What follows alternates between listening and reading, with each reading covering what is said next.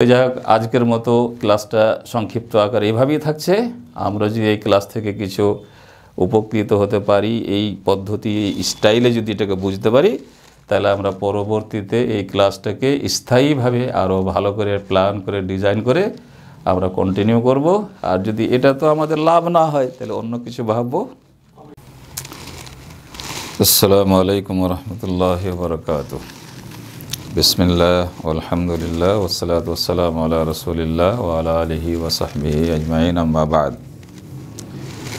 আমাদের আজকের এই ক্লাসটা একটা ট্রায়াল ক্লাস।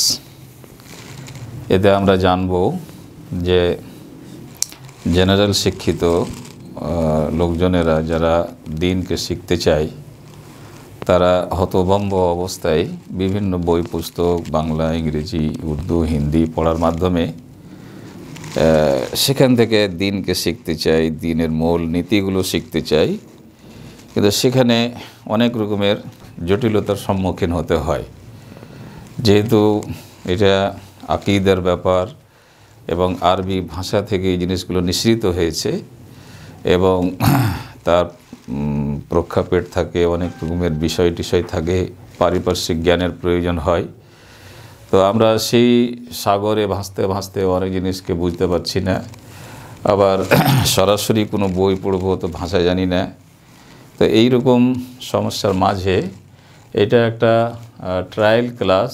এর মাধ্যমে আমরা এইসব জিনিসগুলো কতটা বুঝতে পারি আর না পারি এই নিয়ে একটা ক্লাস হচ্ছে আর কি, খুব সংক্ষিপ্তভাবে। তা আমরা এখানে আগে জানবো যে এখানে যারা উপস্থিত আছি আমরা, তারা কে কে আল উসুল সালাসা বা সালাসাতুল উসুল বইটাকে বারবার পড়েছি। আর কেউ পড়েছেন? পড়েনি? কেউ পড়েনি? তো কেউ পড়েনি যখন, তাহলে ভালো মন্দ বুঝলাম না। যে পড়েছে তার বক্তব্য একটু শুনি। তো বই পড়ার পরে কি কি অসুবিধা হচ্ছে? প্রথমত যে কম জিনিসের মধ্যে অনেকগুলো জিনিস আছে। আর আমাদের যেটা সমস্যা হচ্ছে যে যেহেতু আমরা অনুবাদ পড়ছি, ব্যাখ্যা পড়ছি, তো যে লেখক আছে, যে ব্যাখ্যা করেছে, যিনি ব্যাখ্যা করেছেন, তিনি এমনভাবে ব্যাখ্যা করেছেন যে আমাদের সেটা আওতার অনেকটা বাইরে চলে যাচ্ছে। শব্দের দিক থেকেও বাইরে চলে যাচ্ছে। আর যেহেতু এই সমস্ত বই পড়ার জন্য একটা ব্যাকগ্রাউন্ড থাকা দরকার, নলেজের ব্যাকগ্রাউন্ড থাকা দরকার, তো ওই জায়গাতে আমরা একটা অভাব করছি। কারণ হচ্ছে যে আমরা যদি একটা স্কুলের 5-এর বই পড়ি, তার জন্য একটা শিক্ষক লাগে। তো উইদাউট টিচার যে কোনো জিনিস যেমন বোঝা যায় না, সাবজেক্টের জিনিস বোঝা যায় না, সেই জিনিসটাই আমাদের সাথে ঘটছে। যে যেহেতু আমাদের কোনো কোনো ক্লাস আমরা করছি না, একটা সিস্টেমেটিক কোনো ক্লাসের সঙ্গে জড়িত না, সেহেতু আমরা ওটা বুঝতে পারছি না। বুঝতে পারলো যেটা ভয় লাগছে যে আদৌ ঠিক বুঝলাম কি ভুল বুঝলাম। হ্যাঁ, এটা কনফিউশনের মধ্যে থেকে যায়। যাই হোক, তাহলে আমরা বুঝতে পারলাম যেটা আমরা প্রথমেই বলছিলাম, যে আমাদের কাছে কোনো ব্যাকগ্রাউন্ড নেই, আমাদের কোনো পারিপার্শ্বিক জ্ঞান নেই। তাহলে আমরা এই রকম সূক্ষ্ম বিষয়গুলোতে কি করে পা দিব এবং কি করে আমরা এগুলা শিখতে পারবো। আমরা জেনারেল শিক্ষিত মানুষ, আমরা আকিদার বিষয়ে জানতে চাই, কিছু স্টাডি করতে চাই, এইসব ব্যাপার। তাহলে আমরা এটা একটা ক্লাসের মাধ্যমে এটা চেষ্টা করে দেখি যে ক্লাসের মাধ্যমে কোনো আলেমের ব্যাখ্যাকে সামনে রেখে আমরা কতটা বুঝতে পারছি। এবং এই দুই জিনিসের মধ্যে যদি ভালো একটা কিছু দিক বেরিয়ে আসে, যেন ক্লাসে ভালো বুঝতে পারছি, তাহলে আমরা এই যে সব জিনিসকে কন্টিনিউ করতে পারি, এর স্থায়ী একটা ব্যবস্থা গ্রহণ করতে পারি। তো আজকে আমরা এই জন্য এই ক্লাসটা করছি। যাই হোক, তাহলে আল উসুল সালাসা বা সালাসাতুল উসুল, এই চটি বইটি হচ্ছে শেখ মোহাম্মদ ইবনে আব্দুল ওয়াহাবের লেখা।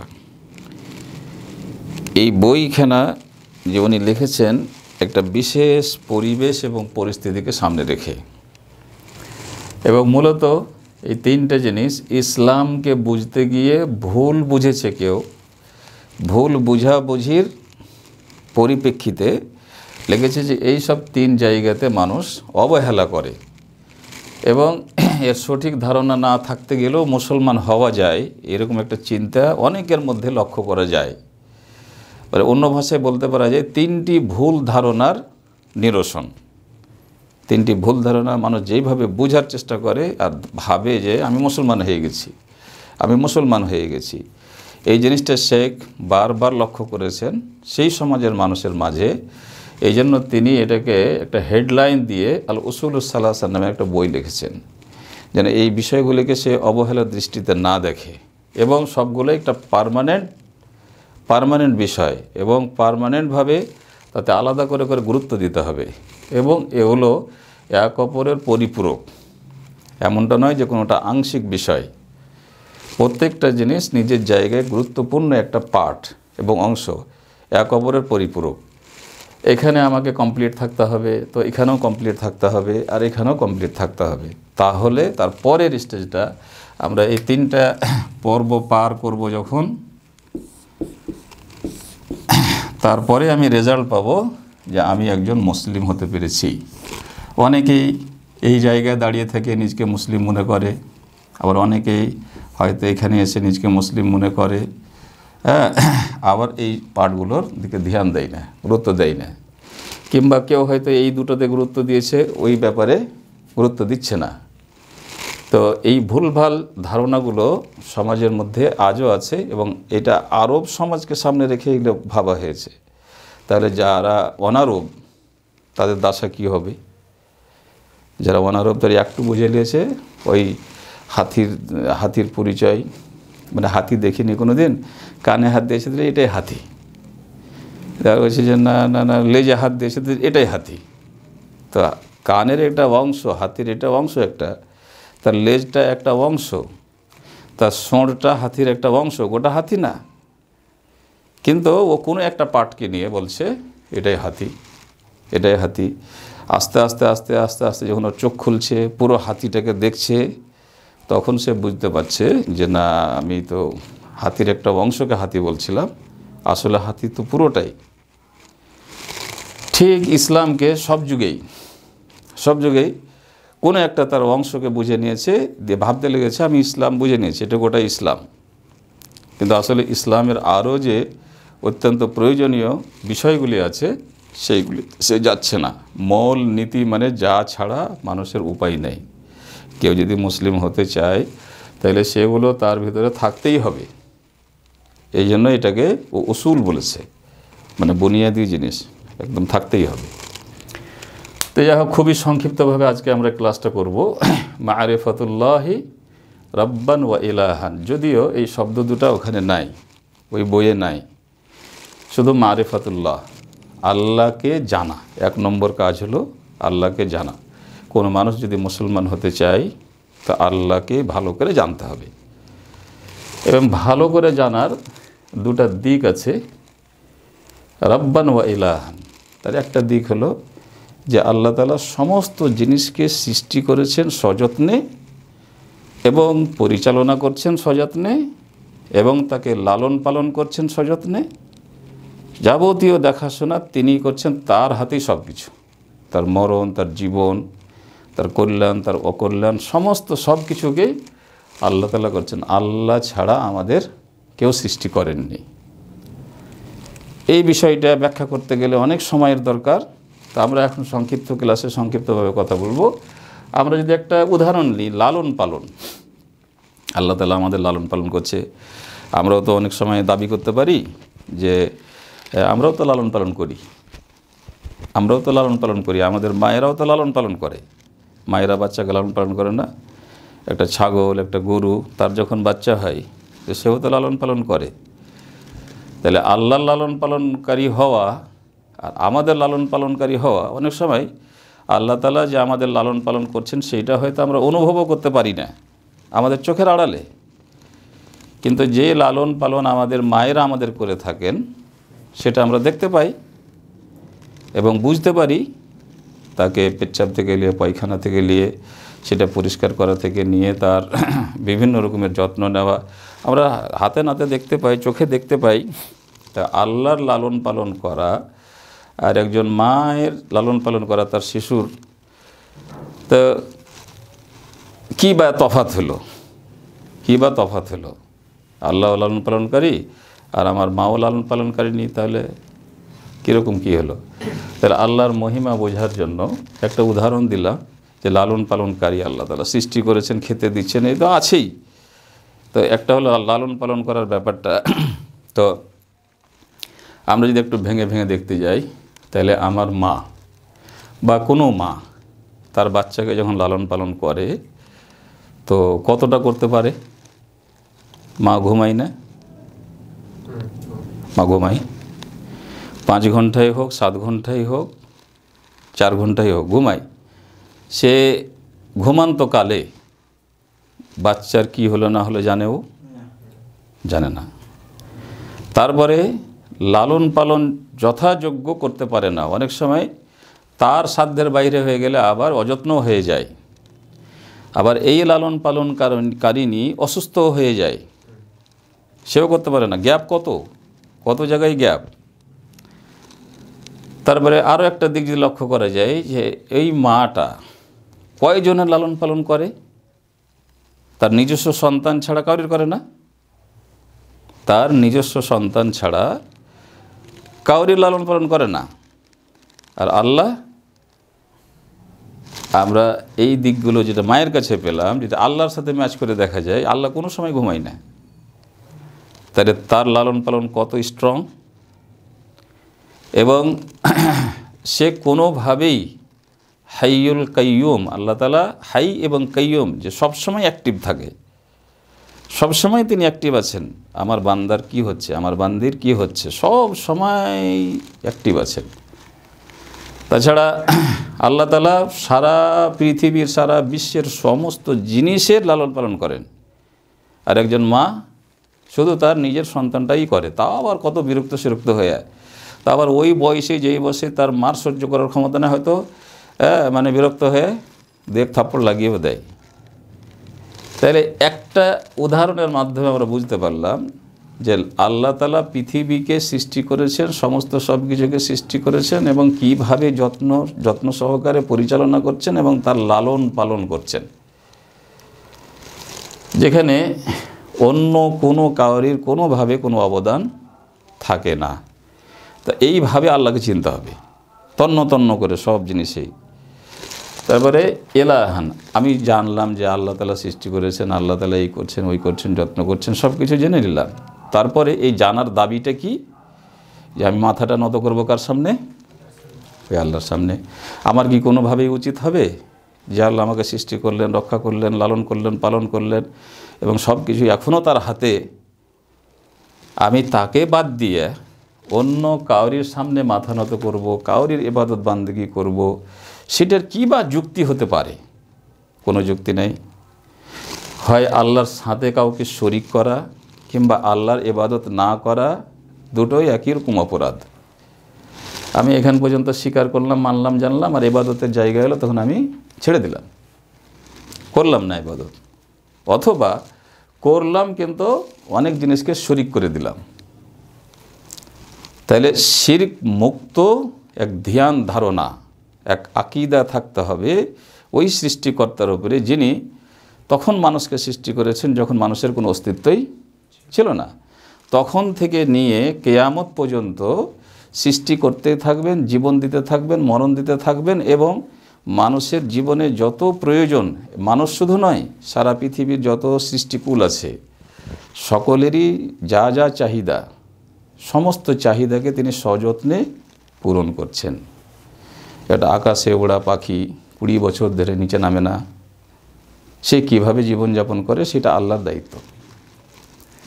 মাটির নিচে অনেক জীবজন্তু বসবাস করে, সে কোনোদিন মাটির থেকে বাইরে আসে না, সে কি খাবে মাটির নিচে সেটা আল্লাহ দায়িত্ব নিয়ে রেখেছেন এবং সেইভাবে করছেন। তা আমরা এই পার্টটা জানলাম, আর এই পার্টে এসে কোনো দায়িত্ব নিচ্ছি না, তার ইবাদত করতে হবে, বান্দেগি করতে হবে, এইটাও করছি, নিজে করছি না, বা করতে যাচ্ছি তো কাউকে শরিক করছি, কাউকে মাধ্যম করছি, ইত্যাদি ইত্যাদি। এবং এটা কিভাবে করতে হবে?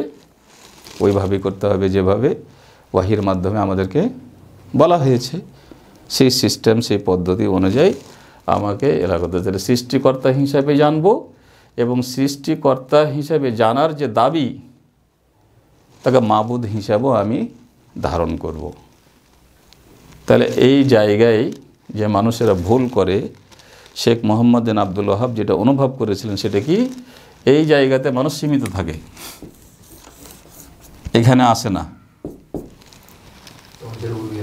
হ্যাঁ, তৌহিদে রুবুবিয়ত আর তৌহিদে উলুহিয়তের জায়গায় যায় না, বা যারা যায় তারা শিরকে লিপ্ত হয়। এই রোগটার বিরুদ্ধে উনি সংগ্রাম চালাতে গিয়ে চটি বইখানটা লিখেছিলেন। বুঝা গেছে? আজকেও যদি কোনো মানুষ বলে আল্লাহ সব সৃষ্টি করেছে, আল্লাহ সব এই করেছে, ওই করেছে, আল্লাহ একমাত্র মালিক খালিক, সব কিছু চাঁচাই যদি সারা জীবন, সে মুসলমান হতে পারে না। মুসলমান হতে গেলে আরেক ধাপ তাকে এগোতে হবে। এই সব জিনিসগুলো লক্ষ্য করেছিলেন মোহাম্মদ বিন আবদুল ওয়াহাব। এবং এই রোগটা আমাদের সমাজেও আছে। অনেক মানুষেরা মনে করে এটা হলে খালি মানে টুপি পাঞ্জাবি লাগিয়ে নেওয়া, জুমাতে হাজির হয়ে যাওয়া, আল্লাহকে এক খালিক এক মালিক মেনে নেওয়া, আর ইবাদতের ঠাঁই ঠিকানা নেই, তাহলে সে হবে না। তাহলে আল্লাহর অস্তিত্বের সাথে জড়িয়ে থাকা এটা একটা বিষয়, সৃষ্টিকর্তা হিসাবে এবং মাবুদ হিসাবে তাকে মেনে নেওয়া, এবং মাবুদ আর ওর যত দাবি সমূহ আছে, যত শর্ত আছে কালেমায়ে শাহাদাতের, সেই শর্তগুলো পূরণ করা। যেহেতু আমাদের এটা সংক্ষিপ্ত ক্লাস, ওই জন্য আমরা সংক্ষিপ্তভাবে আলোচনা করছি। তারপরে হ্যাঁ, আর একটা আমাদের দেশে যেগুলা বাঙালি সমাজ, সেখানে হচ্ছে কি আল্লাহকে জানারও প্রয়োজন মনে করে না। এটা তো হলো কি এতদূর পর্যন্ত জানেছি, এখানে যাচ্ছি না, এটা অপরাধ। আমাদের সমাজের যেটা ধারা হয়ে গেছে, যেটা চিত্রিত হয়ে গেছে, সেটা আল্লাহকে জানারও প্রয়োজন মনে করে না মুসলমান হওয়ার জন্য, কিচ্ছু জানে না আল্লাহর সম্বন্ধে, তারপরও সে নিজেকে মুসলিম ভাবে। এক সেকেন্ডের জন্য তাকে মুসলিম ভাবা যাবে না। এই জন্য এইসব বিষয়গুলো পড়তে হবে। 2 নম্বর হলো যে এই জায়গাতে আমি ঠিকঠাক আছি, তারপরে মারিফাত দীনিহি আকিদাতান ওয়া মানহাজান ওয়া সুলুকান, এই 3টা শব্দ কিন্তু এই ছোট চটি বইয়ে নাই, কিন্তু এটাই বলতে চেয়েছেন উনি। দিন সম্বন্ধে জ্ঞান থাকা, দিনটা কোনো প্রথা নয়, এটা অন্যান্য দিন ধর্মের মতো নয়, এটা একটা সিলেবাস, এটা একটা কর্মসূচি যা পায়ে পায়ে পালন করতে হবে। ইসলাম ধর্মটা বলার জন্য নয় শুধু, দেখাবার জন্য নয় শুধু, এটা দিবারাত্রির একটা রুটিন, এবং তার একটা সিলেবাস আছে, তার কিছু নিয়ম পদ্ধতি আছে, একটা সংবিধান আছে। সেই সংবিধানকে পায়ে পায়ে পায়ে পায়ে ফলো করতে হবে, সেই অনুযায়ী জীবনযাপন করতে হবে। তা আমি পায়ে পায়ে ফলো করব কখন? যখন জানবো। তাহলে তো আগে জানবো যে হ্যাঁ দিনটা কী। এখানে দিন বলতে দিনের হুকুম আহকামকে বোঝানো হয়েছে। হ্যাঁ, যেগুলো আহকাম ও মাসাইল বলে আমরা যেটা বলি, দিনের বিধানটা, শরীয়ত যেটা, সেই বিধানটাকে বলা হয়েছে। কেউ যদি আল্লাহকে চিনে রব হিসেবে আর মাবুদ হিসেবে মেনে নিল, এবাদত করতে শুরু করলো, তারা যে এবাদতের নিয়মটাই জেনেছে কোনো রকম করে, আর বাকি মানুষের সাথে চলা ফেরা, জাকাত দেবে কী করে, হজ করবে কী করে, ইত্যাদি ইত্যাদি যে বিষয়গুলো আছে, সেগুলো না জানে কি মুসলমান হতে হবে? সবকে মৌলবি সাহেব হতে হবে, সবকে আলেম হতে হবে, আল্লামা হতে হবে, এরকম ব্যাপারটা নয়। কিন্তু ভুল আমাদের ধারণা হয়ে গেছে কি, যে মসজিদে টসজিদে গেলেই আব্দুল সামি, আব্দুল জব্বার, আব্দুল খাবির নাম রাখতে গেলেই সাজে পোশাকে আমরা মুসলমান হয়ে যেতে পারবো। মানে প্রত্যেক মুসলমানের যে একটা ন্যূনতম করণীয় আছে, সেই জিনিসটা মাথায় উঠছে না। প্রত্যেক মুসলমানের একটা ন্যূনতম কর্তব্য আছে, সেই ন্যূনতম কর্তব্যটাই হচ্ছে এটা, ওকে এটা করতে হবে আগে। ডাক্তার হও, মাস্টার হও, ইঞ্জিনিয়ার হও, ব্যবসায়ী হও, যা হবে হও, কিন্তু আগে কমসে কম এই বেসিক নলেজটা তোমার থাকতেই হবে, মারিফাত দীনিহি। আর মারিফাত দীনিহি বিরাট বিশাল জ্ঞান যদিও নাও হয়, অন্ততপক্ষে আমি প্রতিদিন যে সমস্ত জিনিসের সম্মুখীন হইব, আমার জীবনে যেগুলো বারবার ঘটবে, অহরহ ঘটার মতন জিনিস, সেই সব বিষয়ে তো আমার জ্ঞান থাকা দরকার। না আমি কোনো মৌলবি সাহেবকে ঠিকা দিয়ে রেখেছি, না মৌলবি সাহেবকে কিনে রেখেছি, না মৌলবি সাহেবকে আমার কোনো প্রাইভেট লাইফের আমি টিচার রেখেছি, তাকে বেতন পরিশোধ করি, কিছু তো করি না, সেগুলো তো নয়। বেচারা মৌলবি সাহেব 1 মাস ধরে মসজিদে ইমামতি করেও তার যথাযোগ্য বেতনটা পাচ্ছে না। তো প্রত্যেক মানুষের দায়িত্বটা কে নিয়েছে? কে নিয়েছে? তাহলে কি দাসা হবে আমাদের? দিন সম্বন্ধে জানলাম। দিনকে কিভাবে জানতে হবে, কিভাবে ধারণ করতে হবে? আকীদা হিসাবে। আমার কর্মসূচি, কর্ম তো বটেই, এবং সেই কর্মটা আমার আকীদার একটা অংশ, আকীদা থেকে নিঃসৃত একটা আমার লাইফ স্টাইল, মানে ওর কানেক্ট হবে আকীদার সাথে। যেহেতু আমি এখানে আল্লাহকে রব হিসেবে মেনেছি, আল্লাহকে ইলাহ হিসেবে মেনেছি, আমি যে কাজটা এখন করতে যাব সেই কাজটার সম্পর্ক কিন্তু আবার ঘুরে এখানে আসবে। আমি কেন করছি এটা, আমি সালাদটা কেন আদায় করব, আমি হজটা কেন করব, আমি জাকাতটা কেন দেব? এই জন্য যে আমি যাকে রব আর ইলাহ মেনেছি তিনি আদেশ করেছেন, এবং এখানে তার পদ্ধতিটা বর্ণনা করা হয়েছে। তো আমাকে দিন জানতে হবে, আকীদা হিসাবে ধারণ করতে হবে, যেটা আমার কর্ম এবং এর সাথে সাথে আকীদা। এই জন্য আমল আর আকীদার সাথে খুবই গভীর সম্পর্ক আছে। এই জন্য এক অপরকে তারা বলিষ্ঠ করে। যদি আমল কমে যায় ঈমান দুর্বল হয়ে যায়, আর ঈমান যদি দুর্বল হয়ে যায় আমল তো অটোমেটিক জীবন থেকে বিদায় নিয়ে নেবে। খুব গভীর সম্পর্ক এক অপরের সাথে। তাহলে মানহাজান, আকীদা হিসেবে আমাকে নিতে হবে, আর মানহাজ হিসেবে আমাকে নিতে হবে। আমাদের জীবনের বৈশিষ্ট্যটা এরকম, আমাদের জীবনের চলাফেরাটা এরকম, আমাদের জীবনের কৃষ্টি কালচারটা এরকম, আমাদের জীবনের সভ্যতা এরকম, যা অন্যান্য 5টা জাতি সম্প্রদায়ের সভ্যতা থেকে ভিন্ন হবে। মানহাজ মানে তাহলে কালচার। আমাকে এই দিনটা নিজের কালচার হিসাবে, নিজের সভ্যতা হিসাবে নিতে হবে। আমি দ্বিধাবোধ করছি, কুণ্ঠাবোধ করছি, লজ্জা শরম করছি মুসলিম হিসাবে নিজকে গড়ে তুলতে, মুসলিম হিসাবে সমাজের কাছে তুলে ধরতে, মুসলিম হিসাবে জীবনযাপন করতে লজ্জাবোধ করছি, চলবে না, চলবে না। আমাকে বুক ফুলিয়ে বলতে হবে যে আমার অন্তরে আছে, আমাকে বুক ফুলিয়ে আমার কালচারটা, আমার সভ্যতাটা ইসলামাইজড করতে হবে। এটার মানে হচ্ছে এটা। আকীদা হিসাবে নিলাম, মানহাজ হিসাবে নিলাম মানে কালচার হিসাবে নিলাম, আর সুলুকান, সুলুক মানে আমার আদান প্রদানের মাধ্যমে আমার শিষ্টাচার, যেটা আমি চলবো ফিরবো, আমার হাঁটন আলাদা হবে, আমার বসা আলাদা হবে, আমার কথাবার্তা আলাদা হবে। প্রত্যেক জায়গাতে ইসলামের গন্ধ আসবে, ঠিক কি না? প্রত্যেক জায়গাতে ইসলামের, একটা অমুসলিম আর একটা মুসলিমের প্রত্যেকটা কাজে, প্রত্যেকটা চলাফেরা, আদান প্রদানের ভিতরে একটা তফাৎ থাকবে। এটা আলাদাই রকমই তার মানে থাকবে, কারণ ও যেটা করছে সেটার কানেকশন কোথায় আছে? এটারও কানেকশন এখানে হবে, এটারও কানেকশন আবার এখানে যায় জুড়বে। আমি কেন নম্র হব, আমি কেন ভদ্র হব, আমার আশাক পোশাক চলাফেরা, আমার কৃষ্টি কালচার কেন এরকম হবে? এই জন্য যে আমি এই রবকে রব হিসেবে মেনেছি, এলাহকে এলাহ হিসেবে মেনেছি, এবং তার দেওয়া জীবন বিধান এটা, তারই দেওয়া জীবন বিধান এটা। এটা হলো মোটামুটি, যেহেতু আমরা প্রথমেই ওয়াদা করেছি যে এটা সংক্ষিপ্ত ছোট ক্লাস হবে। তারপরে 3 নম্বর হলো, অনেক সময় আমরা এই জায়গাতে একটা ধারণা রাখছি, এই জায়গাতে একটা ধারণা রাখছি, আবার এই জায়গায় এসে খুব উদাসীন, রসুল সম্বন্ধে কোনো জ্ঞান নেই।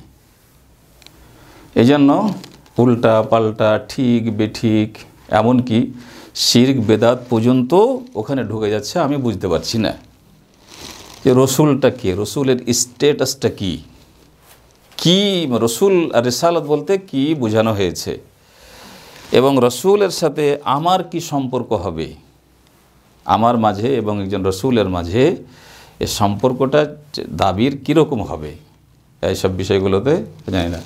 তো রসুল মানে প্রথম তো হলো রসুলের নাম, রসুলের বাই বংশ ইত্যাদিকে জানতে হবে, রসুল কোথায় থেকেছেন, কিভাবে জীবনযাপন করেছেন।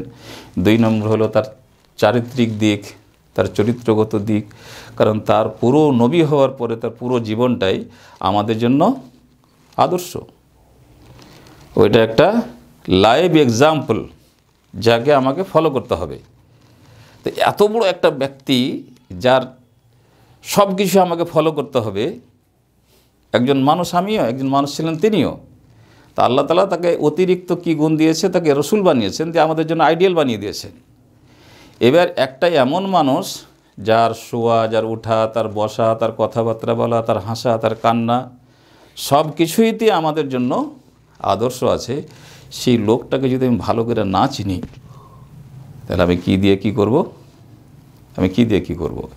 মানুষ হিসেবে তাকে চেনা এবং তার চারিত্রিক দিকগুলো লক্ষ্য করা, তার পুরো জীবনের যেটা শিষ্টাচার, সেই শিষ্টাচারটা লক্ষ্য করা, তাহলে তো আমি ফলো করতে পারবো। নবিয়ান ওয়া রাসূলা, তারপরে তার এই গুণ এবং মান, যে তিনি এখন মানুষের মধ্য থেকে বাছাইকৃত একটা লোক, যার উপরে মোহর লেগেছে কিসের? নবী হওয়ার, নবী এবং রসুল হওয়ার, নবুওয়াত আর রিসালাতের মোহর লেগে গেছে। সেটা আর সাধারণ মানুষ নয়। এখন তিনি আর সাধারণ মানুষ নন। তার মানে একদিক দিয়ে ধরতে হবে যে মানে এক বিধানের সম্পর্কে দৃষ্টিকোণে যদি দেখা যায় যে আল্লাহ তাআলা যেহেতু স্বয়ং আমাদের কাছে আসবেন না এবং সে একটা নিয়ম বানিয়েছেন তার হিকমত এবং কৌশলের মাধ্যমে, যে আমি কেয়ামতের দিবসে জান্নাতে ছাড়া কাউর সাথে দেখা করব না, কাউকে দেখতে দিব না। এটা হিকমত আছে, আর কারণও আছে। দেখালে কি ক্ষতি আর না দেখালে কি লাভ, তার অবশ্য ব্যাখ্যা আছে। যাই হোক, তিনি একটা নিয়ম বানিয়েছেন যে আমি কোনো মানুষের সাথে, কেউ আমাকে দেখতে পাবে না, আমি দেখা দেব না। তো দেখাও দিব না, আবার আমি ভরা বিশ্বের মানুষকে নিজের মনের কথাটা বলবো। তাহলে একটা মাধ্যমের দরকার, একটা মেসেঞ্জারের দরকার। আমি দেখাও করব না, ওর সাথে ডাইরেক্ট কথাও বলবো না, আবার আমাকে কিছু কথা ওকে পৌঁছাতে হবে। তাহলে অটোমেটিক কিসের দরকার? মাধ্যমের দরকার, রসুলের দরকার। তাহলে একদিক দিয়ে যদি দেখা যায় যে রসুলটা আল্লাহ, ভুল যেন কেউ না বুঝে, রসুলটাই আল্লাহ। রসুল কার হয়ে কথা বলছেন? আল্লাহর হয়ে কথা বলছেন। এই দৃষ্টিকোণে আল্লাহর মাধ্যম, এবং এই জন্য তিনি রসুল। এখন তাকে আমি মানুষ হিসেবে যদি ভাবতে যাই, তাহলে কিন্তু মারাত্মক বেয়াদবি হয়ে যাবে। আমি আর মানুষ হিসেবে তাকে ভাবতে পাচ্ছি না। কখন থেকে? যেই দিন থেকে তিনি নবুয়ত প্রাপ্ত হয়েছেন। এখন ধরতে হবে আল্লাহরই একটা দৃশ্য আমি দেখছি। আল্লাহ যা যা বলতে চাইছেন শুধু মাধ্যম হিসেবে তাকে ব্যবহার করেছেন। তো উনি যা বলছেন আল্লাহই বলছেন। এই জন্য বলা হয়েছে ওয়ামা ইয়ান্তিকু আনিল হাওয়া ইন হুয়া ইল্লা ওয়াহয়ুন ইউহা। নবী এখন আর মানুষ হিসেবে নিজের ব্যক্তিগত কোনো কথা বলছেন না।